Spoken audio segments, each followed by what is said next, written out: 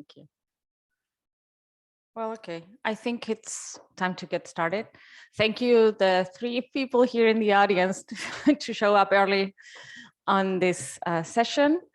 Our panel, it's about health in motion, the potential role of child-targeted road safety and active mobility interventions in tackling urban determinants of malnutrition and mortality among children and women in Latin America. It's looks like a very long title, but through the different presentations, we are going to learn a little bit more about how cities are influencing health in among children and women, and then how there are interventions that could be positive or have an impact on tackling these outcomes that we show.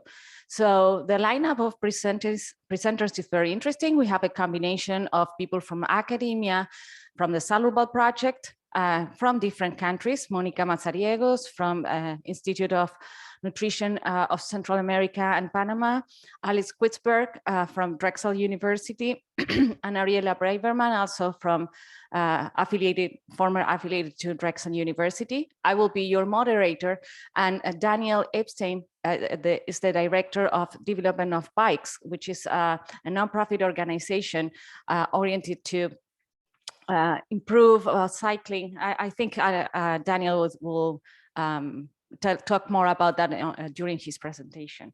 So we are all together here because we are part, as you see, the many logos we have in this slide, of an alliance that has been created 2 or 3 years ago, and it's trying to convene different organizations and institutions that are focusing on improving health and children's life in cities, which is Cities for Children. So Cities for Children, we call it as a global alliance, and it's an interdisciplinary global alliance that strives to ensure child rights are firmly embedded in the urban agenda. So we are focusing on seeing how cities are planned, designed, and managed to support children and youth, with the idea that children and youth should grow up healthy, safe, and happy, having access to opportunities and reaching their highest potential. That's why this alliance or this consortium of organizations we are focused on children, young people, and also their caregivers.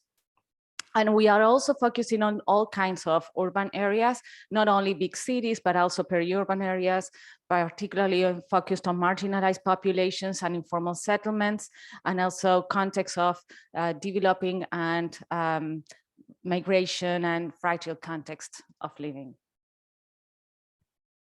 There are some guiding principles related to the urban living for children and youth, the idea of having a respect and participatory perspective of children and youth in the way we plan cities, and also we consider that in our organization. This idea that if we construct cities that are better for children, they also will be better for all. The idea of thinking of children not only as it has been heard a little bit, I think, in past sessions, like, well, children are good communicators, with this idea that we have to channelize some messages to children. I think that's nice, but should be focused on the idea of improving child rights. So not quick fixes, but having a conception of rooted in the idea of the interdependence of children's rights, and how that is important to improve and design for future.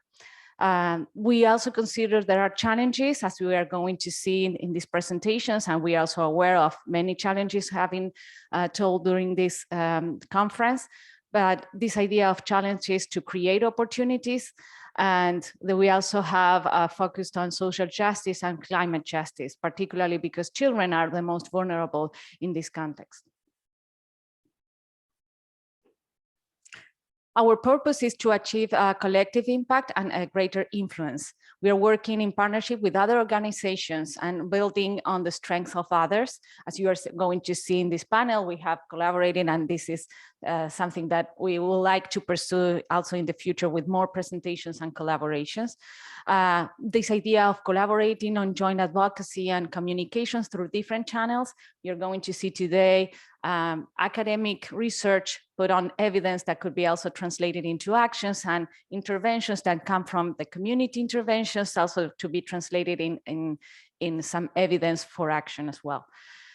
We would like to influence the national urban policy, but also the urban development agenda, addressing issues relevant to children and youth in a specific context, and facilitate access to funding opportunities, because we are seeing more and more that when there are projects that are multi-stakeholders and multi-neighborhood city proposals, there are more likely to be funded by different funders.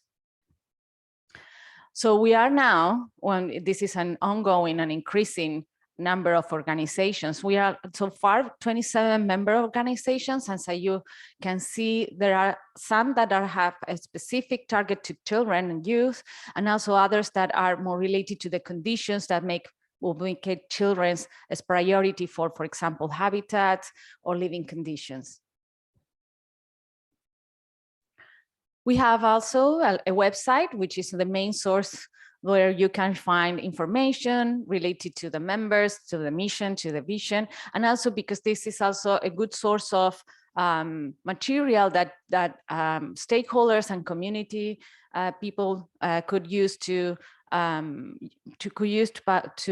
inform and to get to know a little bit more about the status of children in cities, the problems they are around this context, and how we move forward and how we can change the different issues that are ongoing with children in cities. So the last publication, this is the Knowledge Hub resource. There are very practical tools. This is this one in yellow is the one that has been recently launched. It's a material, it's a tool for practical actions, ideas to inspire actions. And it's based on a very practical way of leveraging best practices and recommendations for city stakeholders on how they can improve cities for children. But there are other publications that are related to ongoing issues that in cities that are particularly affecting children, like urban children and malnutrition, COVID, and cities for children, of an overview of relevant issues.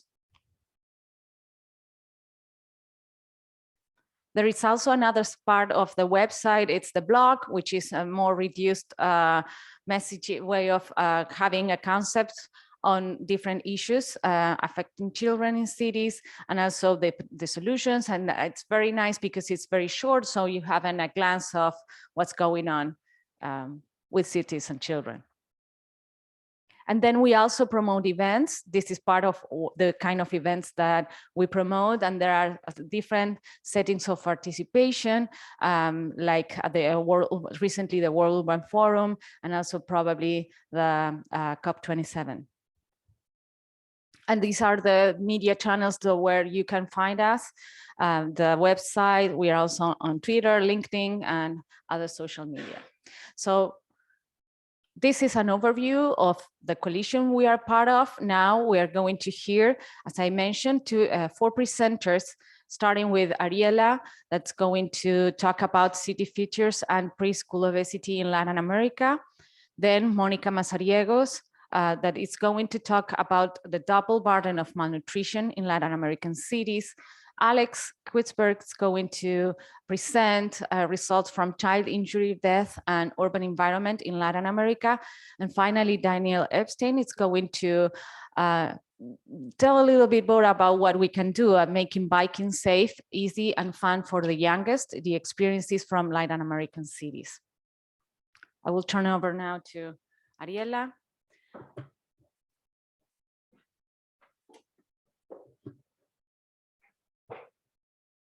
Thank you, Anna. Good morning, everyone, and thank you for coming. I'm going to be talking about city features and preschool childhood obesity in Latin America. Okay, to start with a little background, approximately 3.8 million children living in Latin America are considered obese or overweight.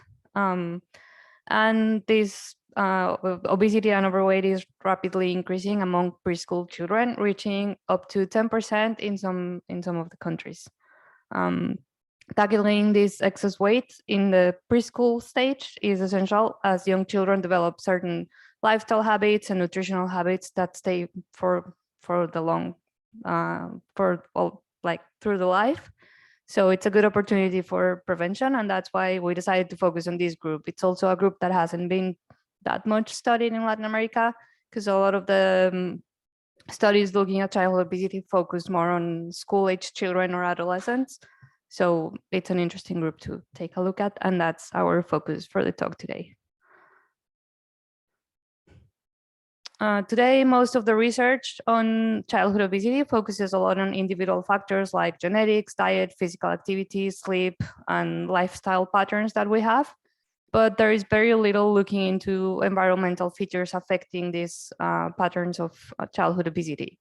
Most of the research has been done in high-income countries, and there is little evidence from low and middle-income countries looking at environmental features such as the built environment or how city layout can impact these excess weight patterns. So in this study, we wanted to know what's the city level prevalence of excess weight in children under 5 in Latin America, and then which characteristics of the urban environment are linked to this excess weight in children under 5, and how these results or what these results suggest about actions at the local level that we can do to further reduce childhood obesity in Latin America. Our sample included 159 cities in Chile, Colombia, Mexico, Guatemala, El Salvador, and Peru. And it was comprised of around a little bit more than 18,000 children. Our main exposures were included at city level and at a sub-city level. At a city level, we explored fragmentation, which refers to urban patch density and how developed a city is. We also included isolation, which is the mean distance from the closest urban patch. So these two variables tell us a little bit about the layout and how developed a city is and how much walkability. It's also related to walkability and all of these built environment features. We also took a look at mass transit availability, mainly RBT and subway. And then at a sub-city level, we included the population density, the percent green spaces in sub-cities, the intersection density, and 3 scores that talk about the socioeconomic conditions of the sub-city that were developed by the Salón project using principal component analysis. In all of the cases, the 3 scores, a higher score refers to better socioeconomic conditions overall. Our outcome was excess weight. For this, we used data from health surveys, and weight and height were measured in children under 5. And we used the WHO program to harmonize the data and get zeta scores. And as the WHO guidelines say, we estimated those who had a zeta score over 2 were considered to have excess weight.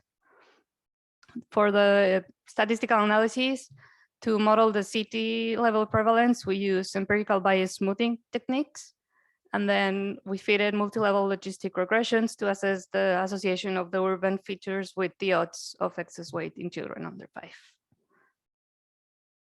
5.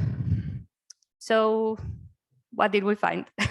In this figure, we can see the prevalences at a city level grouped by country of childhood obesity. And we can see that cities in Colombia had the lowest prevalences, while cities in Chile had the largest. The lowest prevalence was 4.7%, and the highest was 25%. So as we can see, there's like a wide range of variability in Latin American cities on childhood obesity. And we found that 3% of the variability in weight in children is explained by city and sub-city level differences, which led us to lead that maybe there's something we can do in the environment to actually prevent this childhood obesity. Sorry. In the descriptive analysis, we found that children with excess weight lived in cities with lower isolation, with lower percent of green spaces, with lower population density, and lower population educational attainment score. And they also lived in cities with higher intersection density and higher living conditions. The results of the, sorry, this is the same as the previous slide, just nicer. And then the results of our multi-level models, when we adjusted for everything, only isolation, living conditions, and educational attainment were significantly associated with childhood obesity, with isolation and population educational attainment reducing the odds of obesity, while the living conditions score was increasing the odds. We were a little surprised by these results, but we believe a potential explanation is the nutritional transition and where these countries are in the nutritional transition, and that maybe better living conditions could increase the risk of obesity in children.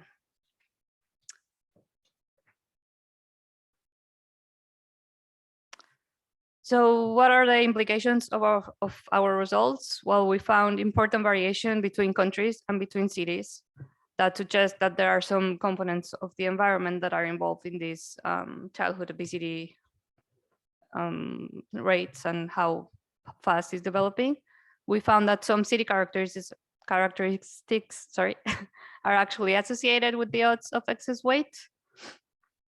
And they highlight the importance of city and local level policies that could be achieved to reduce and prevent more childhood obesity, and the fact that we need to build cities for children and spaces for children to move around and to be able to move and just have a better environment to grow up in, and that could help reduce childhood obesity. And now I think I'm going to pass on to Monica. Thank you.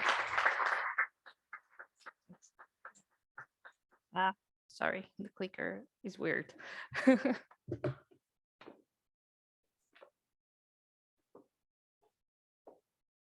Thank you, Ariela, and thank you all for being here. I'm going to talk about the double burden of malnutrition in Latin American cities, and I'm presenting on behalf of all the research group.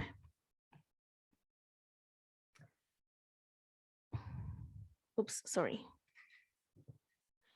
Just let me talk a little bit about the double burden of malnutrition. I want to all be in the same page. The double burden of malnutrition is a phenomenon that is characterized by the coexistence of undernutrition alongside overweight and obesity, and it can occur at different levels. For example, this phenomenon can manifest at national, community, or city level, also within a household and at individual level. And this double burden of malnutrition is driven by increasing economic development, and as Ariela said before, because of the nutrition transition that Latin America is currently facing. All these can lead to change in dietary and physical activity patterns in the last decades. And this double burden of malnutrition poses a significant challenge to cities that are committed to the new urban agenda and to address all forms of malnutrition. This is the scenario in Latin America at national level. And as you can see, there are some countries in Latin America that are still facing stunting. The cutoff for stunting is 30%, and as you can see, just Guatemala is above this cutoff. Opposite, all the countries are above the cutoff for obesity, that is 40% at national level. But for this definition of the double burden of malnutrition, we can see that just Guatemala is classified as having a very high double burden of malnutrition with high prevalence of both stunting and overweight. However, the scenario is different when we see the data at disaggregated at city level. I will show you in a minute.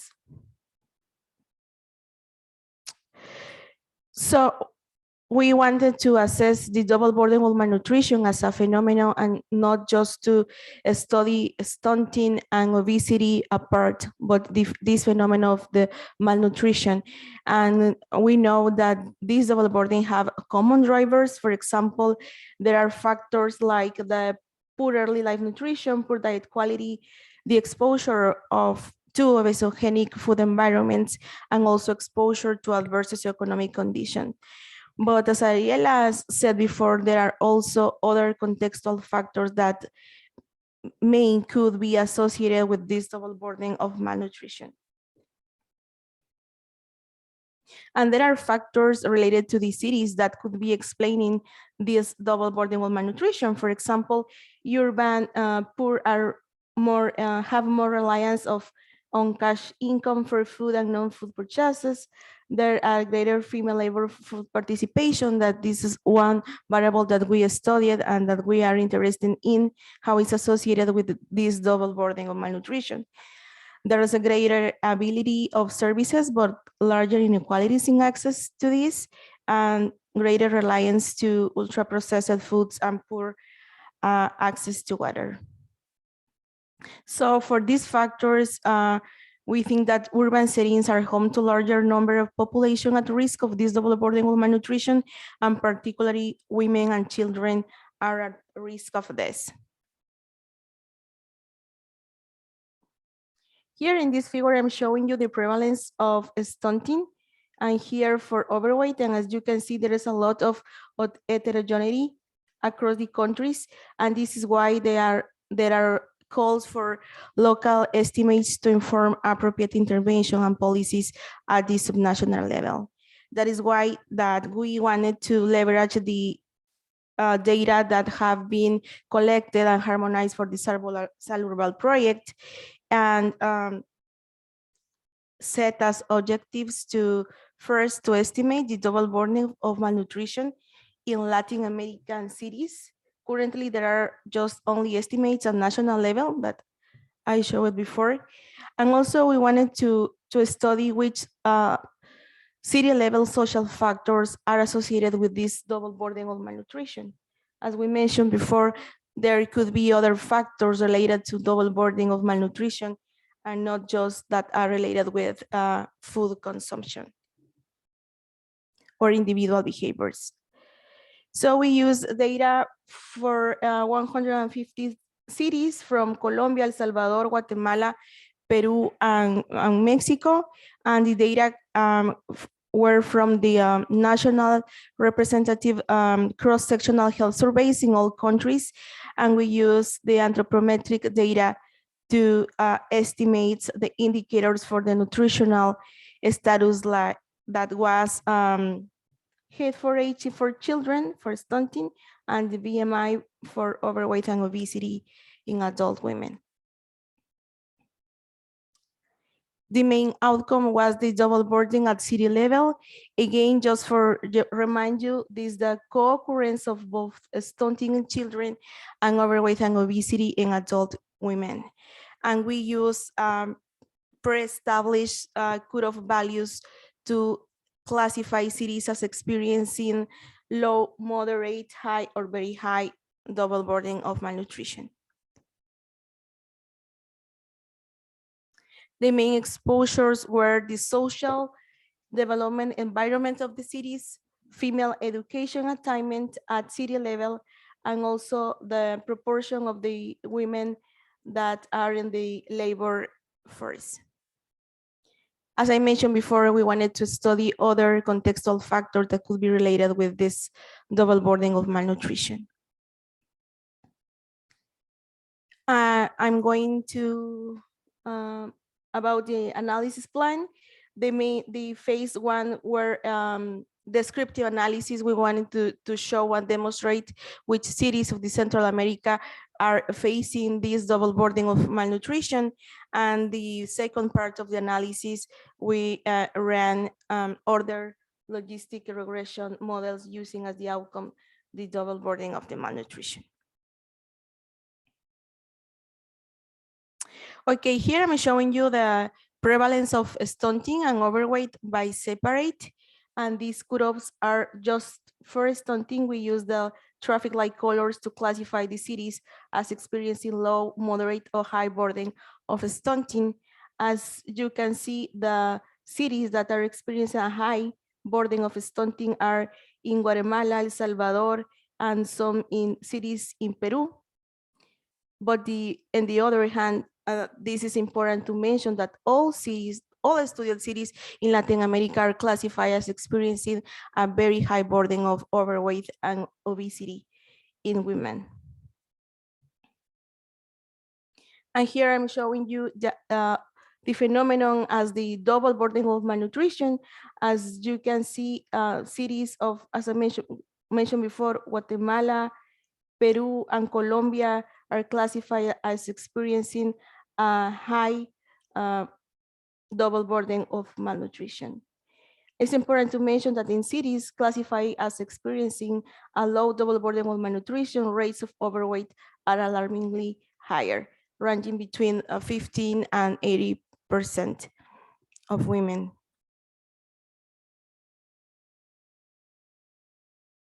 Oops.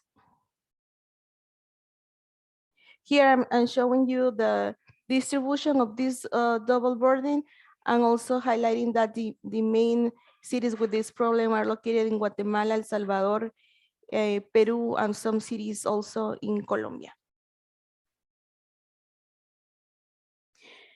When we see this double burden by these social factors, socioeconomic development, female education, and female labor participation, we can see that cities with the poor socioeconomic development have the greater double burden of malnutrition at city level.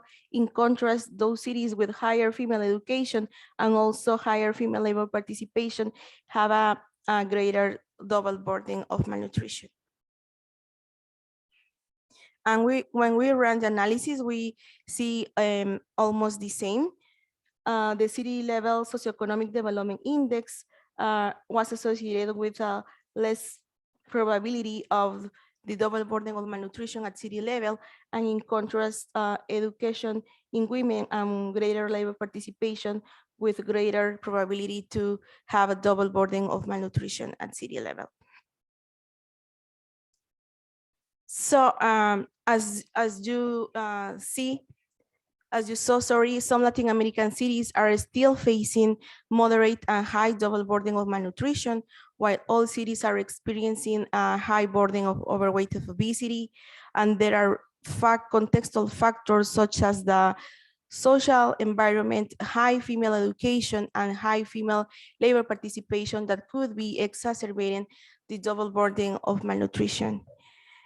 This is an urgent call to improve the social policies and transform also the traditional parents of childcare to address the double burden of malnutrition. As we saw, there are factors related with women labor participation that could be explaining this double burden of malnutrition. Thank you. Passing over, Alex.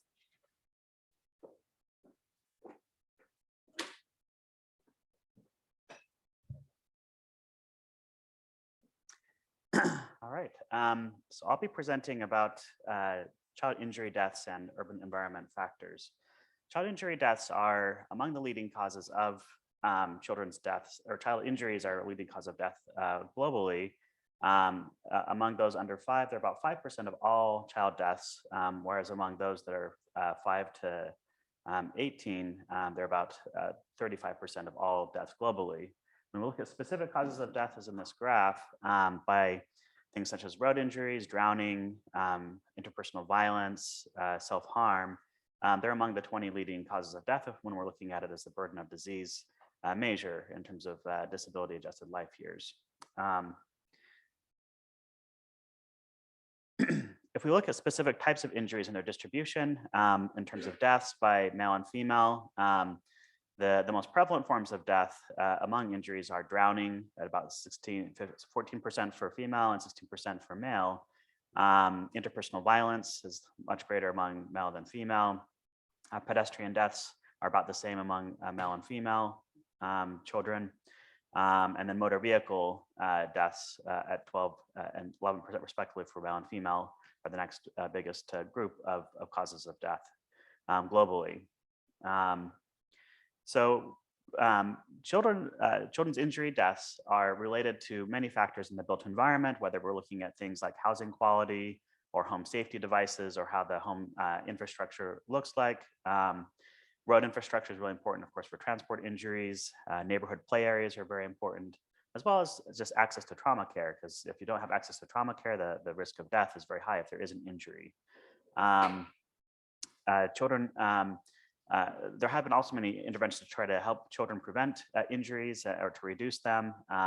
Most of these have been evaluated or completed in high-income settings, such as safe routes to school, child passenger safety, like infant safety seats or child safety seats or booster seats, home modification devices such as fire alarms, as well as just doing home safety assessments to help parents identify potential hazards in the home. A few of these things have been really evaluated in low and middle income countries, and the overall environments in which children are exposed in high income versus low income settings can be quite different in many cases for these factors. But there's been few studies of these factors in low income countries, including in Latin America.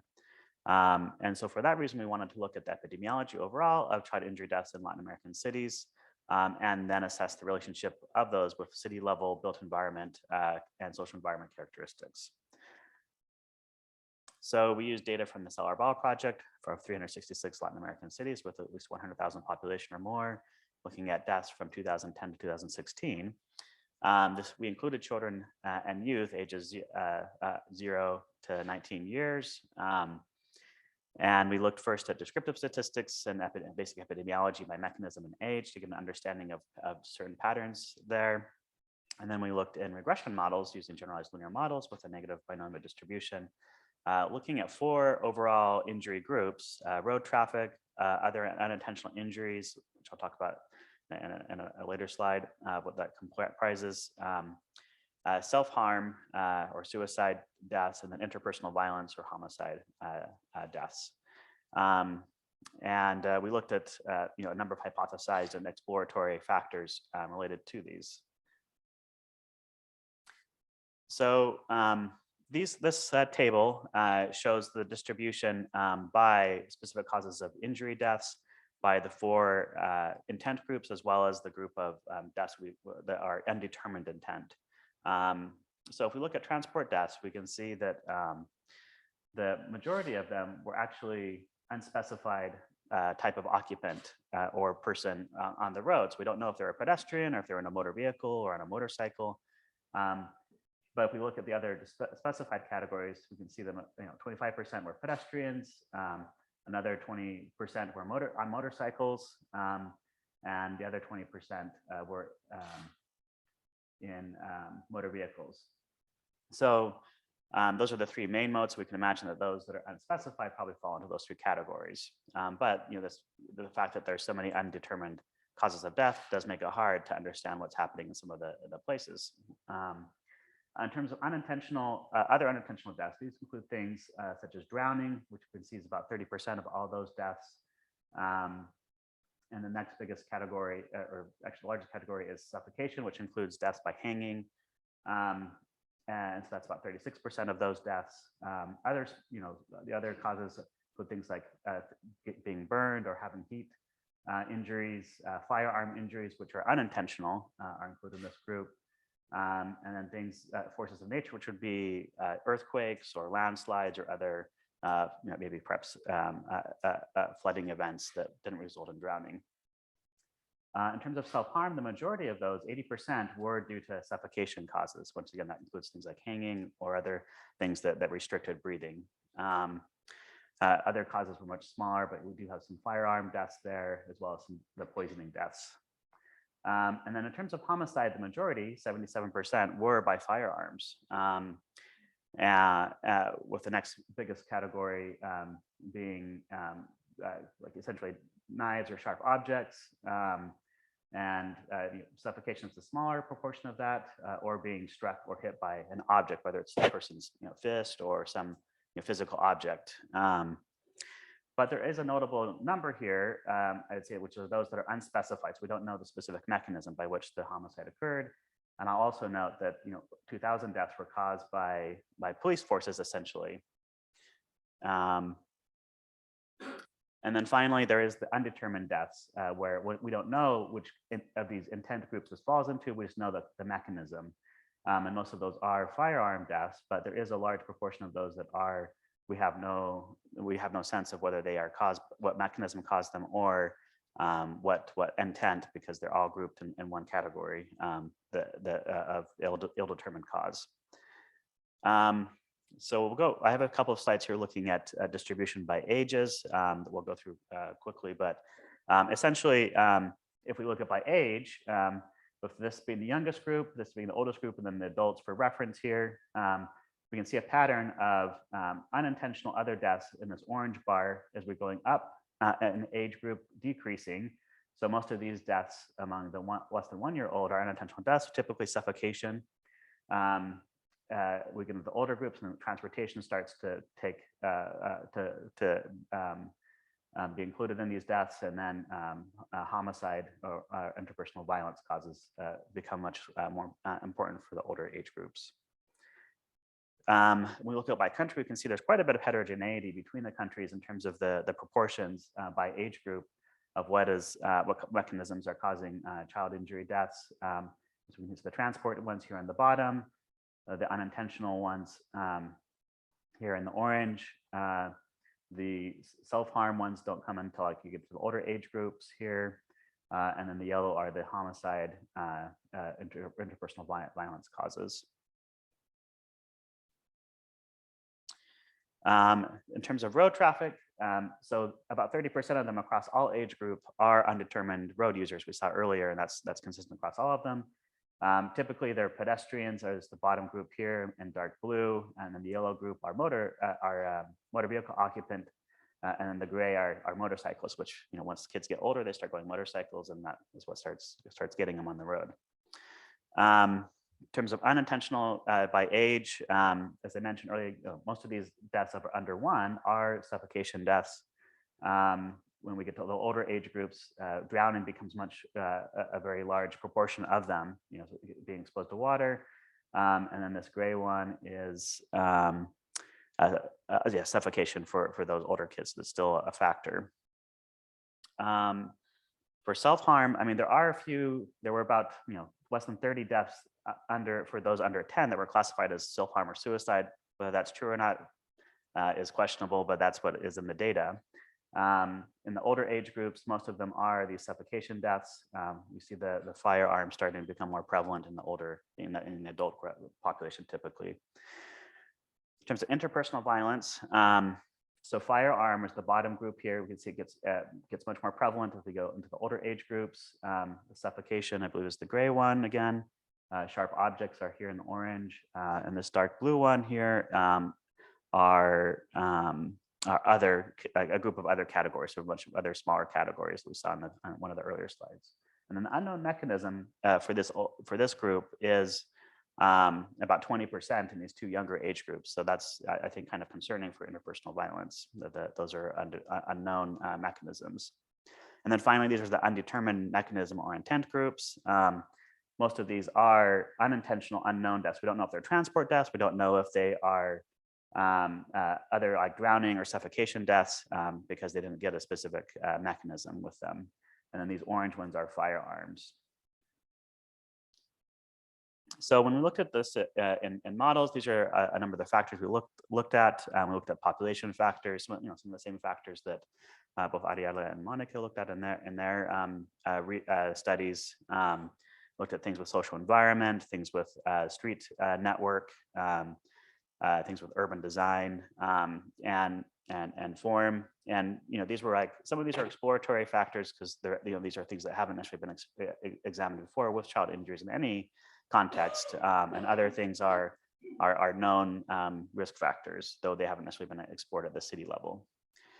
So sorry, this table is really busy, but it has these are relative these are risk ratios and 95% confidence intervals.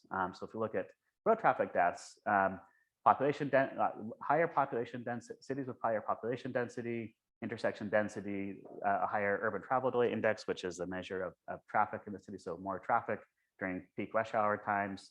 And we're all associated with significantly lower road traffic deaths, whereas having a higher women's employment index, so more women in the labor force essentially, as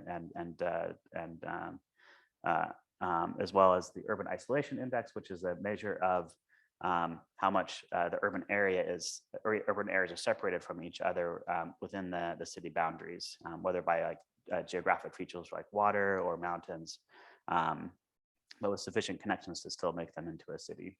For unintentional deaths, we see somewhat similar patterns, but we have a higher GDP, a higher connection to utilities such as water and sewage, being significantly associated with lower child injury deaths, whereas once again, the Women's Employment Index, the circuity average, which is a measure of how curvaceous roads are in the city, and the Urban Isolation Index again, but then also the percentage of the urban area that's seasonal water, and the average elevation also associated with higher rates of unintentional child injury deaths.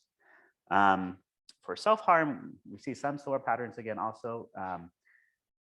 For the Women's Employment Index, again, once again, if it was higher, it was significantly higher rates of suicide in those cities, as well as the percent green space and average elevation. Average elevation is a known risk factor for suicide. Cities that are higher elevation always have a higher suicide risk than those with a lower elevation.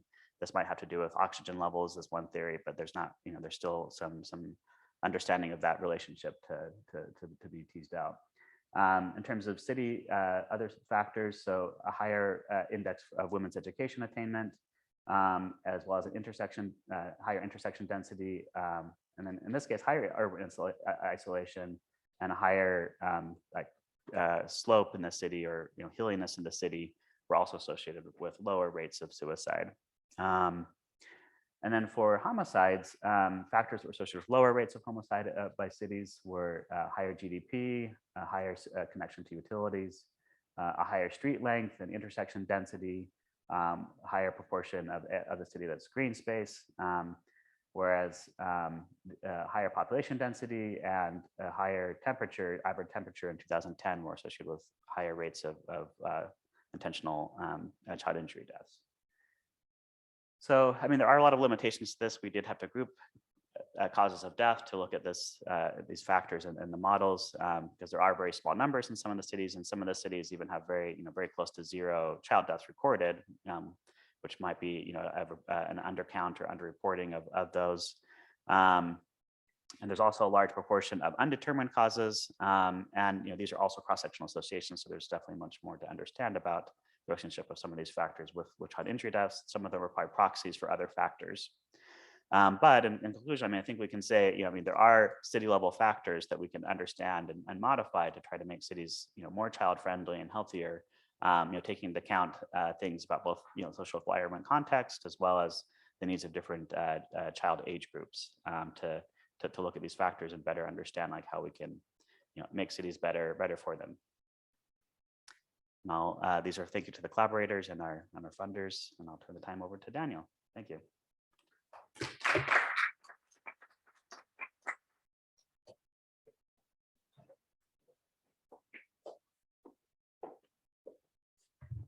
Thanks, everyone.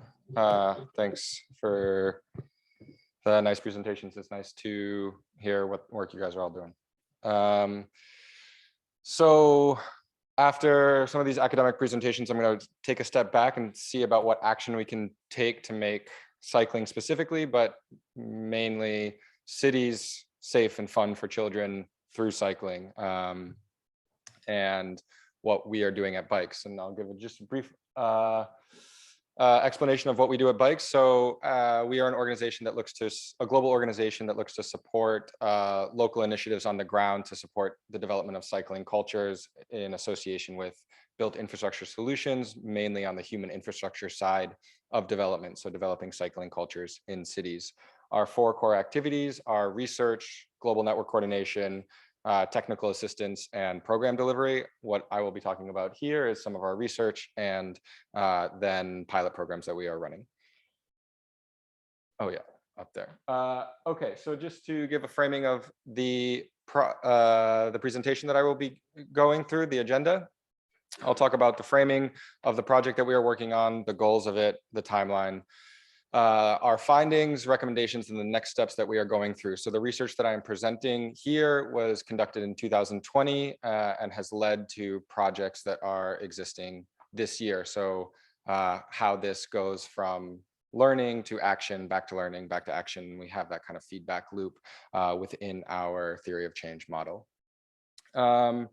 So what we are focusing on in this research and this project are both early childhood, so children ages 0 to 3, but then also the caregivers. And so this is a very large scope of populations in city. As you will see, nearly 1/3 of the 4 billion people living in cities are children, and then much of the rest of the population at some point is giving care to them. And just a quick definition of what we talk about as care, it's not medical care workers, but people who are looking after children, paid or unpaid, and it is a gender neutral term, but often the burden of care falls on women based on different reasons. Yeah, so the goal of the research that we set out to do is have a better understanding of the advantages and barriers of cycling for infants, toddlers, and caregivers. This research was funded by the Bernard van Leer Foundation, which is a foundation based in the Netherlands that specifically focuses on these groups of people. What we want to do is stimulate discussion around what could be looked at further in terms of research, but also understand data and then make these learnings actionable and start implementing pilots or programs on the ground in various cities. With the goal to wield political influences to the best of our ability, planners, policymakers, and advocates to try to create action and change our cities for the better, specifically around cycling related work. So yes, just to give a bit of a timeline, like I already had said, this project started out in 2020 with an initial report that focused on literature review, scoping the work that has already been out there on this topic, but then also conducting qualitative interviews around the world, which you see in the map below, of folks around who are working in the field of cycling, but also with a specific on family focus or children or caregiving. What I will talk about is some of the learnings from Latin America that we had heavy focus in. But the way that bikes works is, so we started with this report and gathering learnings. And then from this report, we did a scoping study of where projects might be possibly implementable, and we found 12 different cities from the report that might be interested in running pilot programs, did a scoping study of those 12 different cities, and then picked 3 cities, including Mexico City as one of them, to run a action pilot in the city around supporting caregivers and giving them bicycles and teaching them how to ride and use the bicycle for their daily activities and care trips. And that project is going on now and will conclude in early Q2 2023. So from the reports are jumping back to 2020, from the report through the literature review, as well as the qualitative studies, the qualitative interviews, we found that there are many benefits that cycling can give, and I will just highlight a few, but then also a few different barriers to reasons why caregivers are not cycling as a means of transportation for their daily activities. Benefits include connection and awareness. These 2 categories came up very much in our research. Connection of caregiver to child, but also child and caregiver to the community, as well as the natural and built environment. So really embedding a sense of place and belonging in the environment that the child lives. I really love some of the pictures that are put up because it kind of, shows what can be done. And then also awareness of geographical space. One of the findings that we found from Bruce Appleyard was that children who are cycling at an early age develop a better spatial sensal model of their surroundings, and so feel more comfortable in their environment later on in life. But also rules, hierarchy, and visual and auditory cues, which, yeah, some of the anecdotes that we got from our interviews were like the child was much more active on a bike than they were in a car, and counting the different signs that they were passing, and just having a more interactive engagement with their environment and also their caregiver, whether it was their parent or someone looking after them. But across the board, one of the biggest barriers that we came across, both in the academic research and the literature review that we did, but also in the qualitative studies, was that safety was the biggest issue and the barrier to it. But I want to split safety into two, because there was personal safety, so people feeling safe when they were parking their bike, for instance, or feeling not safe when they were parking their bike because of low-lit areas or harassment on the streets, but also then traffic safety and the need for the perception of being safe while riding the bike as next to cars or something like that. But in various regions, India specifically as one of them, but also some places in Latin America, socioeconomic status and the perception of the car to socioeconomic status was a barrier as well. And then there are also place-based barriers or perceived barriers that prevent people from biking, whether it's distance, weather, topography, and air pollution. This wasn't in the research, but I do just want to make a point, and this is my own opinion, and I do believe that it could be learned further, but weather, for instance, isn't inherently necessarily a negative consequence or a negative draw to cycling. And so, yeah, I don't want to say, oh, it's too hot to be cycling. It's our perception that it's like not nice to get sweaty and go to work in a sweaty outfit. That's just like cultural norms and how we can break down some of those things. So I personally believe that like weather, or I live in the Netherlands, people are cycling all the time, and it's just in rainy weather, and it's about how they perceive that situation. And so, yes, there are challenges that come up, and weather has to be dealt with, or hot environments or topography are all things to be overcome, but it's also how our brain and our mind think about those situations, and it's a change of culture that could be done. And then obviously equipment costs and equipment availability become a barrier as well. Yes, just some stories from the field. So we interviewed all of these different people. Ariela Carrion is training caregivers to cycle, and actually this is in Mexico City, and we, as part of our extension of this project, are working with her and expanding the project that is going on to give bicycles back to caregivers, and I'll explain about that later. But Mariana Salvador also found out, or through her work found that children are not being excited about cycling because there's so much excitement around cars from an early on, whether it's toys or whether it's books or something like that. And so she developed a gender neutral cycling focused children's book that gets children to be excited about the bicycle in new ways. And so there are innovative solutions that go beyond maybe what we would think as standard practices to try to get children to be excited about that. And then Jimena Perez Marcheta from Salta gave us an anecdote, which I thought was really interesting, that there were 0 places where she's from in Argentina where she could find a bike seat for her child to even go. So she had to travel to Chile in order to get a bike seat, and I think a helmet that was sized to be able to fit her child. And so those are some of the limitations that folks who may want to cycle face when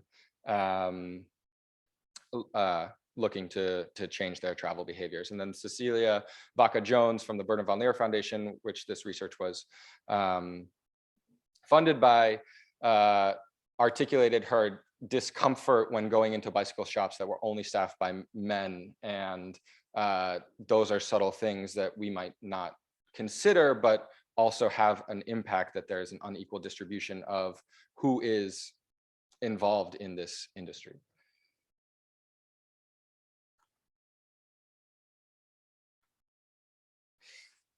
Yes, so so we did this research, and then from this research, we have developed a series of selected recommendations, because all of the work that we are trying to do is make things very, very actionable. And so we split recommendations into these 4 different categories: how to make cycling safe, easy, comfortable, and fun, and then gave different styles of recommendations based on the cycling maturity of a city. And so cities with low cycling maturity will have different set of recommendations. Medium cycling maturity will have a different set, and then high cycling maturity would have a different set.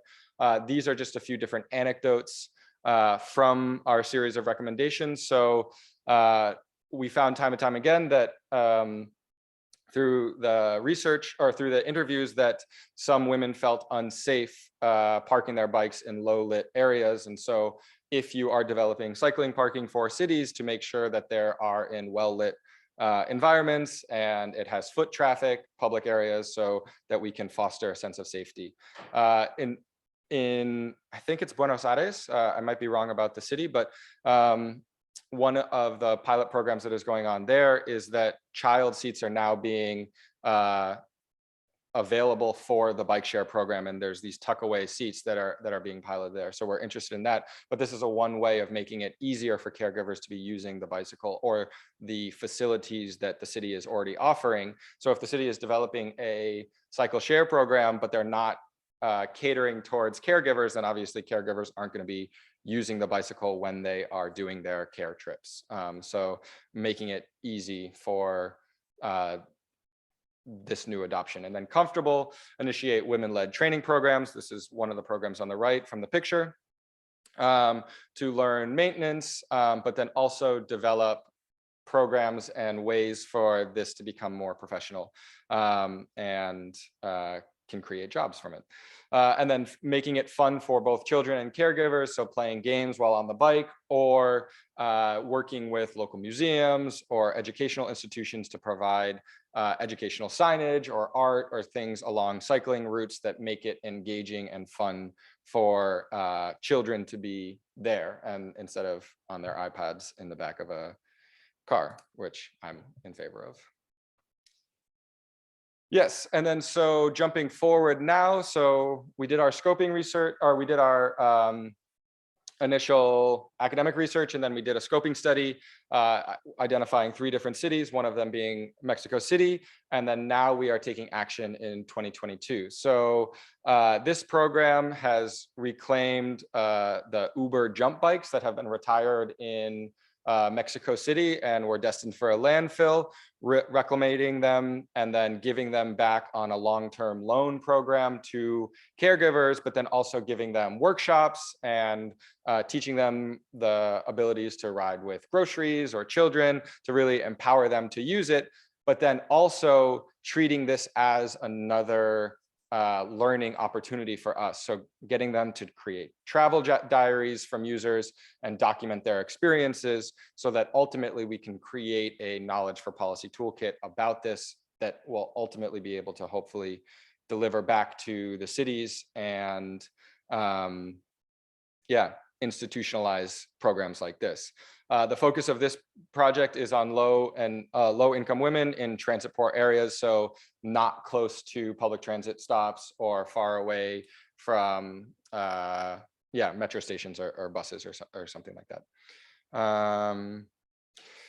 Part of this work is also, so we're doing it in Mexico City, but also in Bengaluru in India, as well as Istanbul in Turkey. But as I was saying, we always are trying to go from knowledge to action to knowledge to action and creating this loop. So part of the work that we are doing now is developing a global survey, which I would request you all to take if you are caregivers.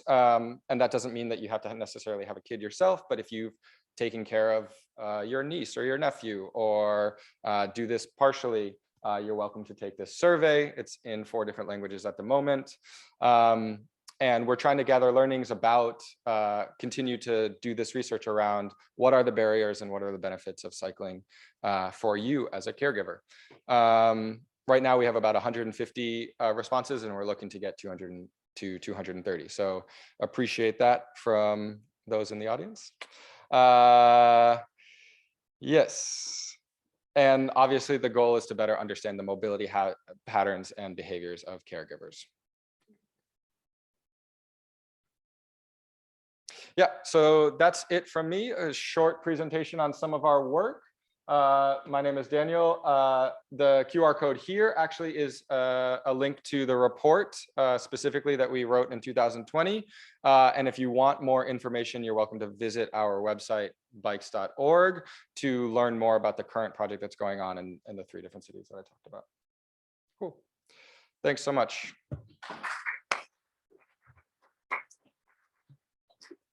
Thank you, Daniel, and thank you all the presenters today. I think this has been a very nice way of putting information, data, and also interventions and action together. As we have seen from the different presentations, we know that under 5 population, so children 0 to 5, 0 to 4, are very vulnerable, or one of the most vulnerable population in cities. We saw through Ariela's and also Monica's presentation that they are very, very vulnerable to the environment and how the environment is affecting their nutritional status. We saw that this is also something that has been less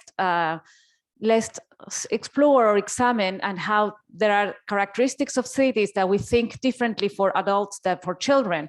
Ariela showed I think it's very outstanding that isolation, which is sometimes thought as a factor that could but challenging or as a barrier for physical activity for adults, may be something that enables physical activity or some sort of active playing in children under 5, because they are learning to walk and to run, and maybe that's safer for them in places that are less connected or without any traffic.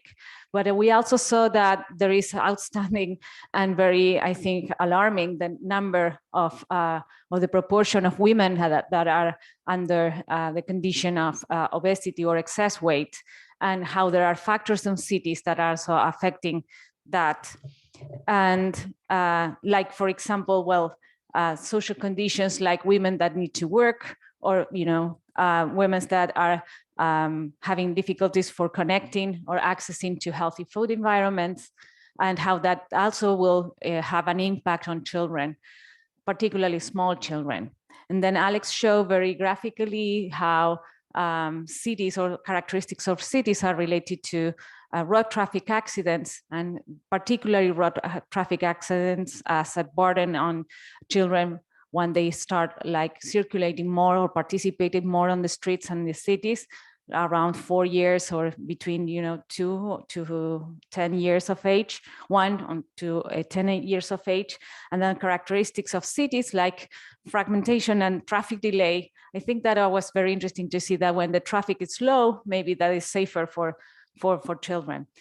Finally, Daniel showed up that there are interventions that we can, or how we can, by asking and seeing the needs of children and women, how we can target interventions that could encourage women, and through women to because they are the main caregivers, through encouraging women to having more active mobility, how that will also be a lesson or a way of transmitting these patterns of behavior to children, small children particularly. So I don't know if someone is having questions related to this. Well, there are some questions in the panel. I have my own questions, but I will allow first to participants if they are having questions to say. Thank you very much for all your presentations. I really enjoyed all of them, and thank you for the amazing research that you have been doing.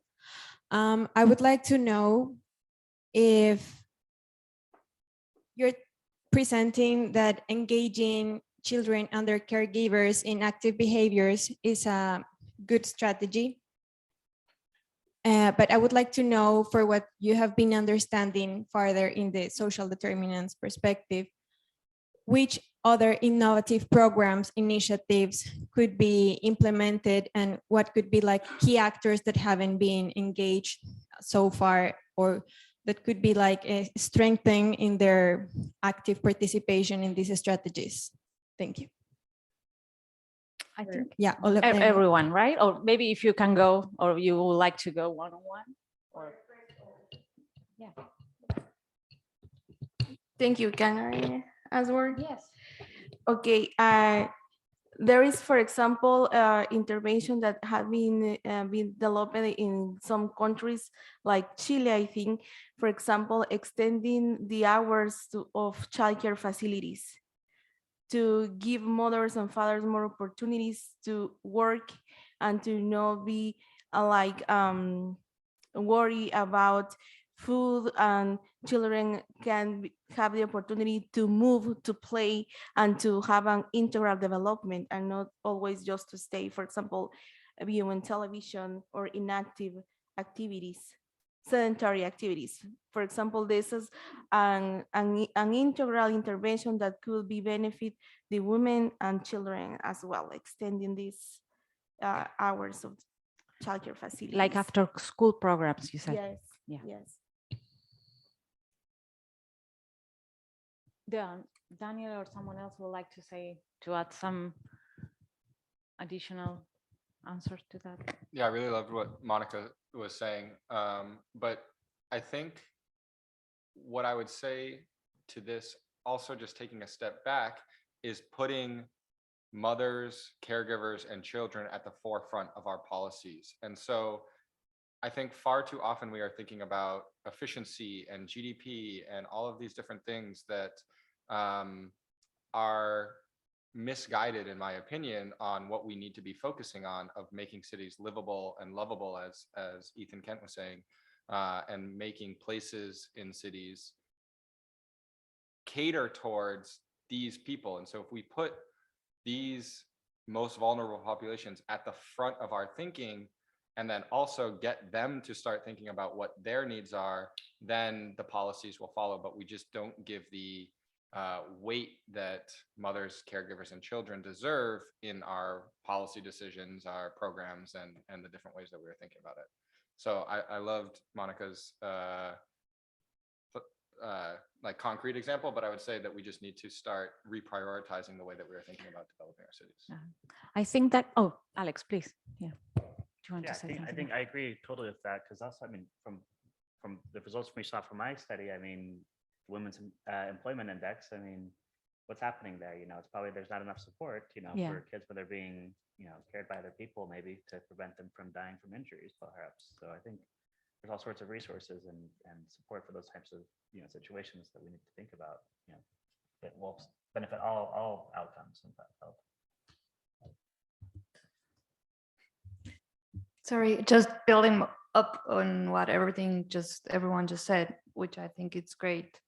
Many times all of these, we think of children and we think of caregivers, but our thought of children many times it's school-age children, and there have been like tons of interventions for school-age children, including diet at school and after-school program and things like that. And I think we need to think also about small children that spend more time at home and do all of these with them also in mind, and not just school-age children, because healthy behaviors and healthy lifestyle and having a nice place to grow and all that starts at that age. And it's not just about obesity or injuries, it's also about child development, about mental well-being, and about all of these. So thinking, including them and putting them also in the front of our policies, I think it's important. I think that connects with what I would like to ask the panelists.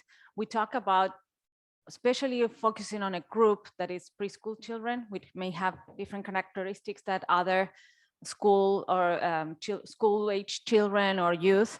So my question is connected with two things. What are you think the pressing needs that these children or this particular age group may have in cities, and we need to address as a priority? And what do you think are the long-hanging fruit or the easiest interventions or modifications that city planners or in cities related to policies can do for addressing these needs?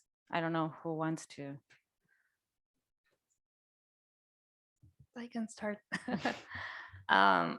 So Needs and the needs, resources. The needs, as I just said, is that they are important, but they are often overlooked, and they are often not at the front of things, because we all think like they spend times with their parents, and if we focus on the parents, then the children would get it. But it's not like that. We need to focus on the children, and then if it's good for the children, it will be good for everyone. So especially small children, like if a small child can be outside and walking around and running and he will be safe, then everyone will be safe.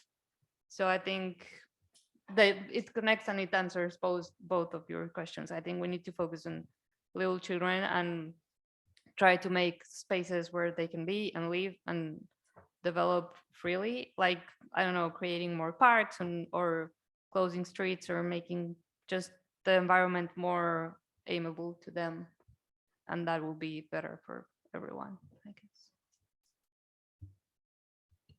I think that we need more green spaces, safer places, and be exposure to healthy food environments. With both of these, we can address all forms of malnutrition, not just overweight, but also underweight, because we need like better options for food and also better options to move. It's associated with undernutrition as well, because children need to have an integral like development, and movement is part of this.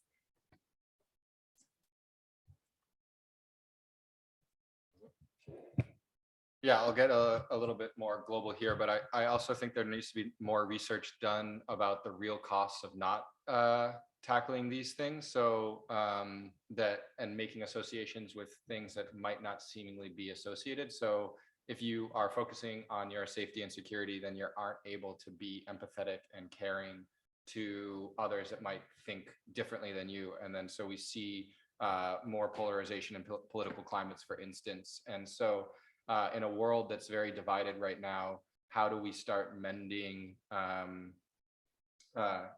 creating compassion again and empathy and fostering ways of connection? I think it's all super interrelated, and where we can talk about obesity or things like that on a very specific, like this is a problem that needs to be solved. I think there are also these other things that stem from us just not having the proper support that humans need in order to be the kind and caring individuals that we are naturally. And so that's something that is important to me, but I think there needs to be more research and more modeling around these types of perceptions and the interrelatedness of human life, I guess.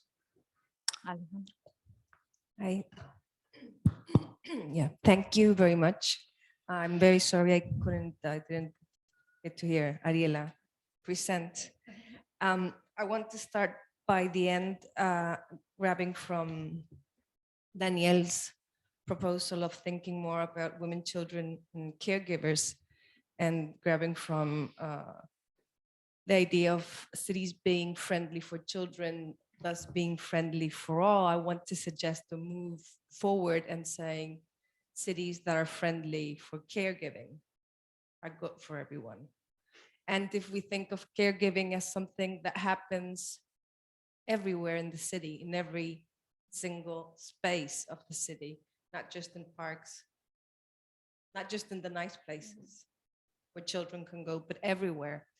And if we think of care as something that is a 24-hour task, and we think cities that way, I think we can really move forward, because then it will be inclusive for children, for women, for caregivers, for old people, and for men in the end as well. So I want to propose that thought and suggest the reading of an author called Paula Soto. who talks about the geographies of caregiving. She's in Mexico currently, and she's studying caregiving in the city. And I think that's really, really inspiring. And I think that's the way we should move. And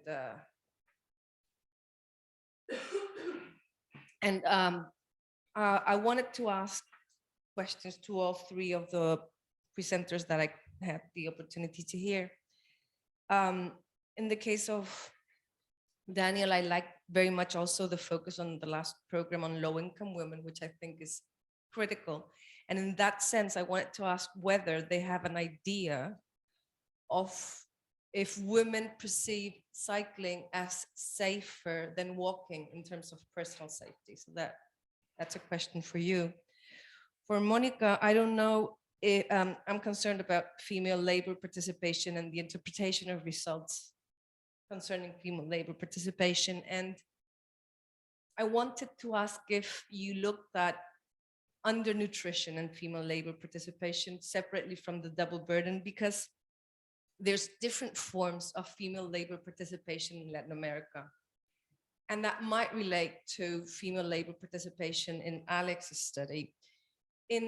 Especially in countries with very high rates of informal employment, where women have a high participation rate, women frequently are in informal jobs because they need to take their children with them.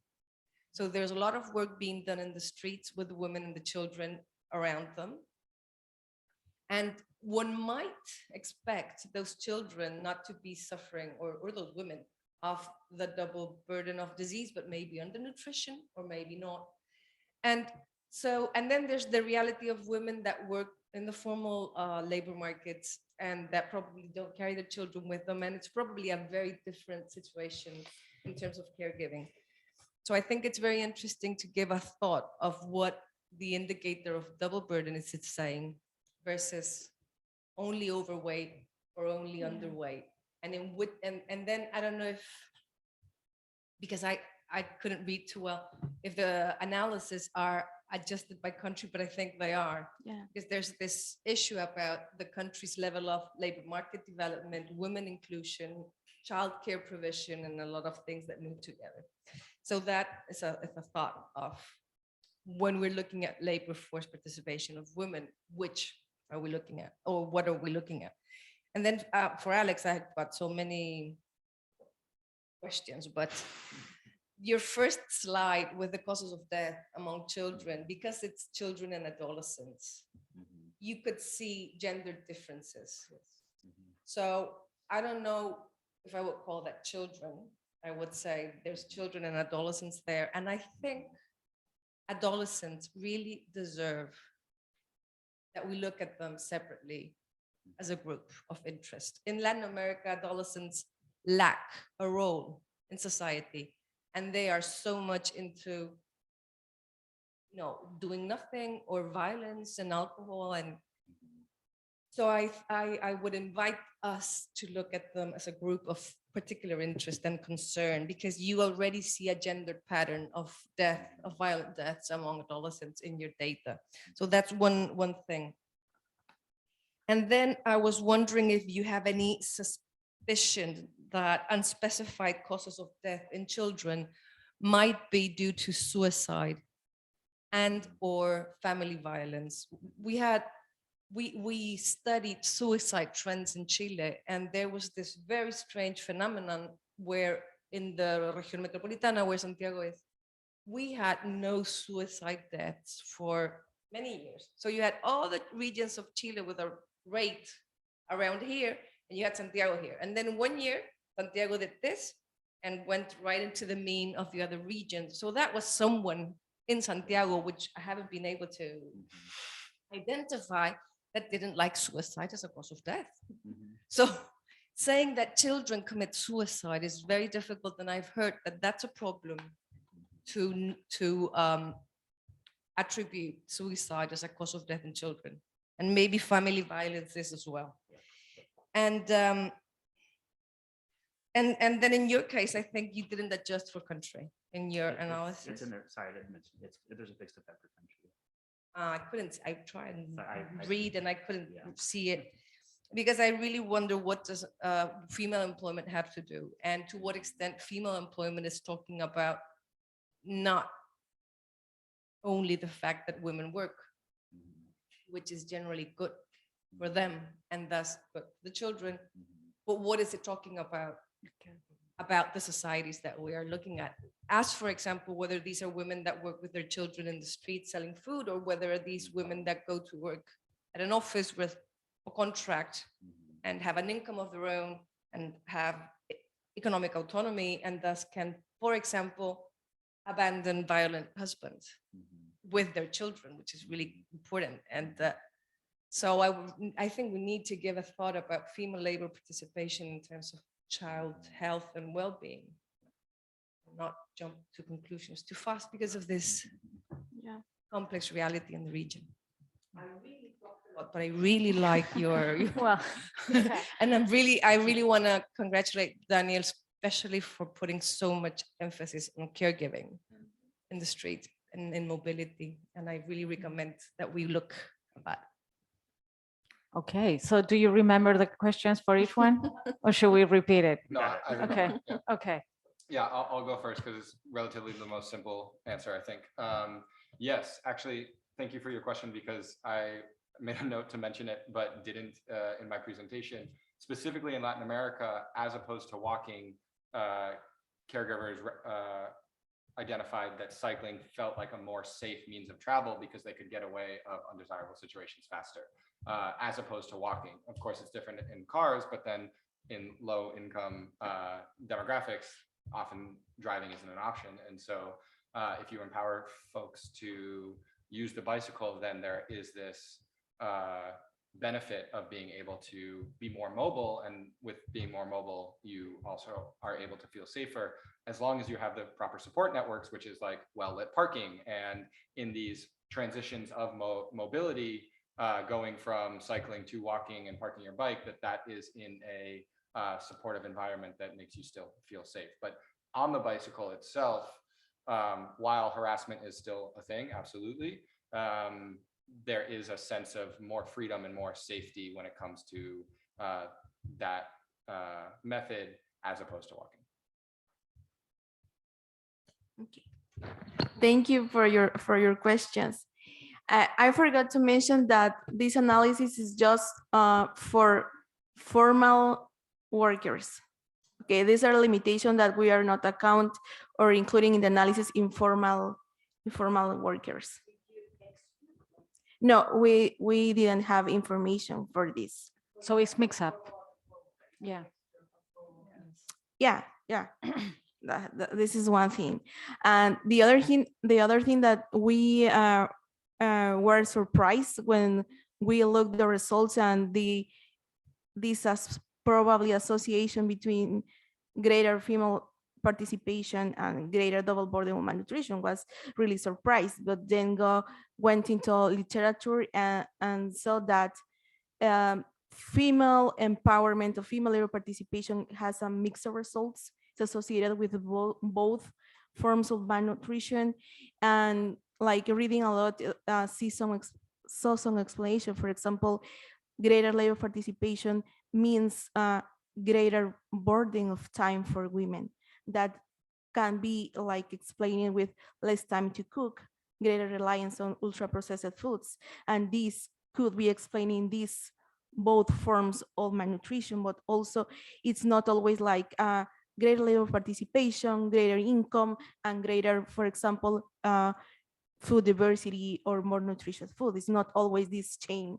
It's we have access to other like factors, or for example, greater labor participation, less time to dedicate to childcare activities. That's why I was talking about like change this traditional pattern of childcare, not just focus on women, but also include parents, other members of the family, are like increase the time that children could be in schools and in childcare facilities, to give more time to receive more nutritious food, and also to develop more activities in green spaces, or not. For example, in informal sector, as you said, mothers can have children with them, but in informal sector, if the mothers don't have access to childcare facilities, this means that children staying home watching TV for safety, for example, not going outside home.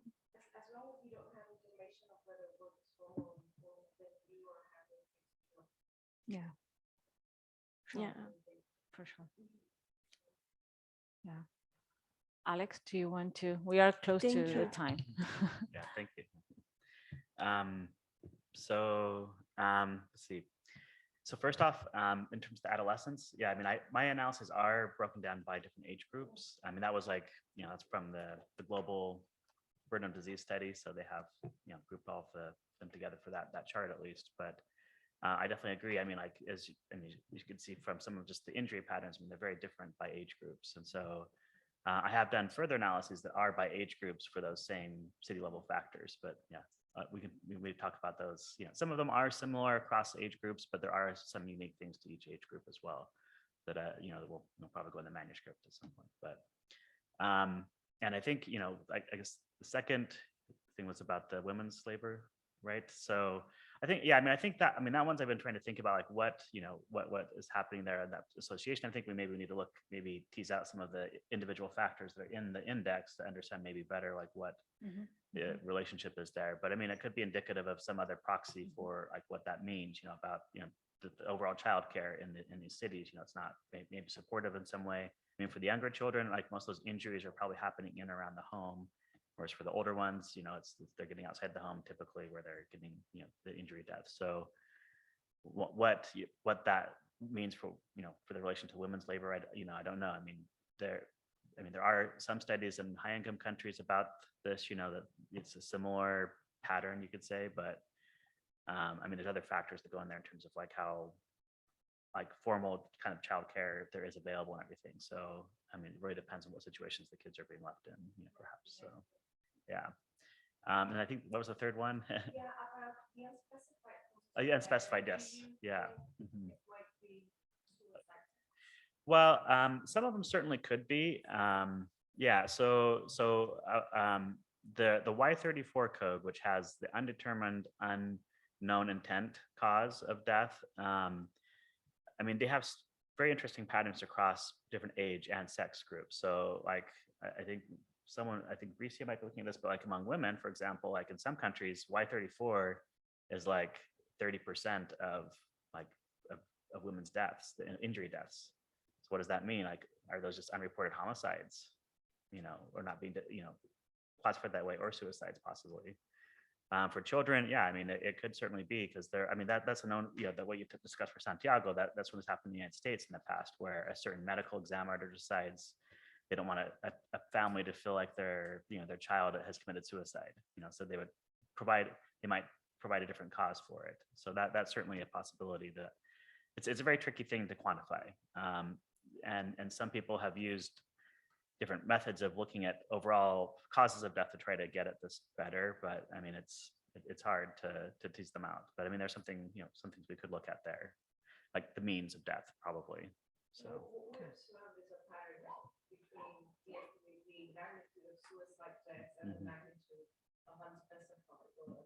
Yeah, yeah, exactly. Yeah, well, and sometimes they'll be put into unintentional deaths actually. So they'll say, oh yes, they got strangled by unintentionally by something. So I mean, that's something else to look at, because I mean, if you saw, that was like the majority of about 30% of 80% of deaths for some of the age groups were suffocation, hanging or strangulation deaths. So, I mean, some of those, can be unintentional, but, not all of them are probably that cause. Okay. Yeah. And I mean, and being open and talking about that is important to prevent it, right? So if we don't talk about it, it's not going to be prevented. So, yeah. Okay. Yeah, I think we are coming to the end because we are a little bit past the time. But thank you very much. We have a small audience, but very, very critical And I think it was a nice discussion. So thank you for your participation, and we can continue discussion over coffee. Thank you.